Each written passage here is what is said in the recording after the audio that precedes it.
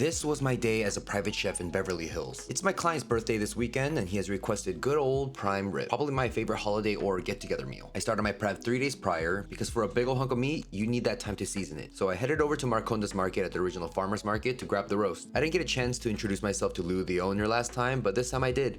Are you a chef? Yes.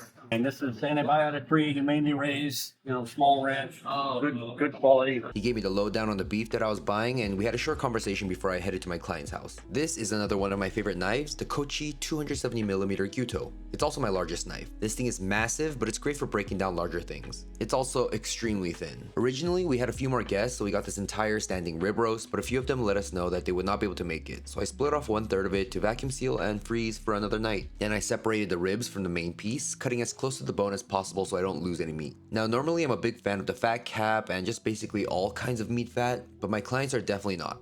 So they asked me to trim it up as much as possible. I went around slicing off any piece of fat that I can get without cutting into the flesh. I Frenched them so that they would look nice and pretty, and then all those extra pieces of beef fat, I threw them into a pot with thyme, rosemary, garlic, and slowly cooked it for hours to get a beautiful clear tallow that made the entire house smell absolutely insane. For the marinade, I processed extra virgin olive oil, a ton of garlic, parsley, which I removed most of the tougher fibrous stems, a lot of picked thyme, which is probably my least favorite thing to do, and blitzed that up to make this super garlic herb paste. This is going to give the roast tons of flavor.